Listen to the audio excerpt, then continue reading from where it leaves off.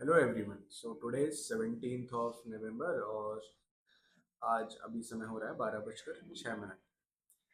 So overall आज हम बात करेंगे एसआईआर के बारे में। वोटर लिस्ट का full reset, pros, cons and reality.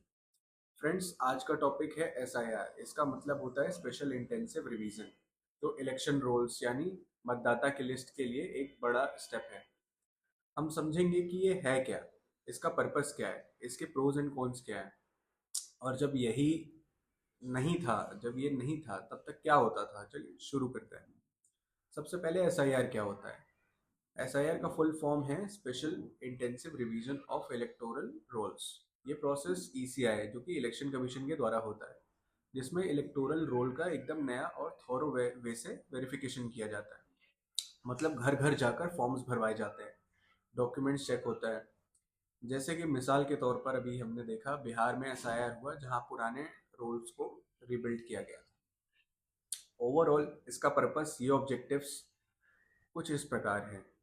That is ensure करना कि हर एलिजिबल सिटीजन जो कि 18 प्लस है, उसका नाम वोट लिस्ट में हो, और जो इन एलिजिबल है, डुप्लीकेट एंट्रीज हैं, डिसीज वोटर्स हैं, रॉन्ग एड्रेस वगैरह, उनका नाम लिस्ट से हटा दिया जाए। Second is rapid migration, urbanisation, address changes के कारण रोल अपडेटेड हो जाते हैं, तो एसआईआर से ये अपडेट होता है।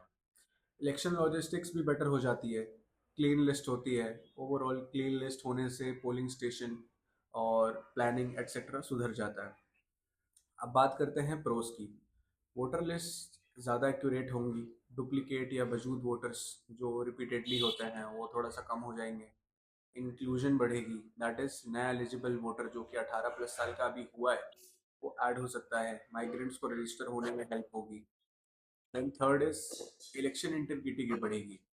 जब लिस्ट अच्छी होगी, पब्लिक का ट्रस्ट बढ़ेगा कि सिस्टम सही काम कर रहा है। एंड जो अभी एक और इसमें मैं ऐड करना चाहूँगा, that is administrative benefit. Overall polling stations, man power, resources का बेटर यूज हो सकता है। लेकिन इसके साथ साथ इसके कुछ कॉन्स भी हैं। ओवरऑल हम कॉन्स या चैलेंजेस के बारे में भी बात करते हैं। First one is documentation and verifications का बर्डन। इसमें क्या होता है, पेपर वर्क बहुत ज़्यादा ही बढ़ जाता है एंड हर किसी के पास रिक्वायर्ड डॉक्यूमेंट्स नहीं होते, दैट इज़ अ फैक्ट। इससे इंक्लूजन का रिस्क बढ़ सकता है। And another point is migration, जो सीजनल माइग्रेशन का इशू चल रहा है वो भी होता है। अगर कोई व्यक्ति टेम्पररी एड्रेस वाला वोटर है, तो ऑर्डिनरी रेसिडेंट का कॉन्सेप्ट मुश्किल हो जाता है।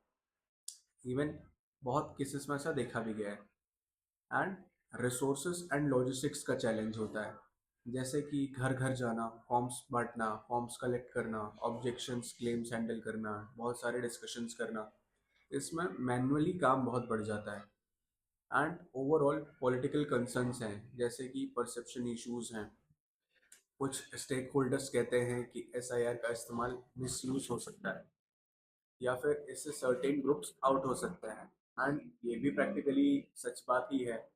देखते हैं एसआईआर से पहले होता क्या था, बिकॉज एसआईआर तो अभी 2025 चल रहा है, अभी आया। पहले क्या होता था, इसके बारे में हमें जानना बहुत ज़्यादा ज़रूरी है। पहले इलेक्शंस रोल का विजन ज़्यादा समरी रिवीजन पे होता था, जैसे कि ओवरऑल एग्जिस्टिंग रोल में थोड़ी बहुत एडिशन, करेक्शन, डिलीशन होती थी। Full door to door enumeration इतना थॉरो नहीं होता था।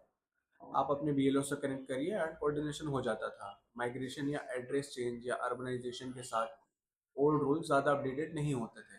इससे डुप्लीकेट्स, डिसीज वोटर्स या रॉन्ग एंट्रीज रह जाते थे। वोटर लिस्ट क्लीनिंग का प्रोसेस इतना स्ट्रक्चर या टाइम बाउंड नहीं होता था, इसलिए सिस्टम में इनएक्यूरेसीज रह जाती थी। लोगों को अवेयरनेस या वेरिफिकेशन करवाना आज की डेट में बहुत ज़्यादा ज़रूरी हो गया है। सो ओवरऑल पहले ये प्रोसेस कम स्ट्रॉन्ग था, इसलिए रोल का इंटीग्रिटी रोल थोड़ा सा कम हो जाता था, उसमें ज़्यादा इतना प्रेशर पड़ता नहीं था। तो फ्रेंड्स, आज हमने जाना एसआईआर क्या है, क्यों ज़रूरी है, इसके क्या फ़ायदे नुकसान हैं, और पहले कैसे सिस्टम चल रहा था। अगर आपका नाम लिस्ट में नहीं है या वेरिफिकेशन का प्रोसेस समझना चाहते हैं, तो अपने स्टेट के इलेक्टोरल ऑफिसर या ईसीआई वेबसाइट चेक कर सकते हैं। Meanwhile there is also one officer, BLO कहते हैं उन्हें, तो आप उनसे भी कनेक्ट कर सकते हैं। Thank you. जय हिंद।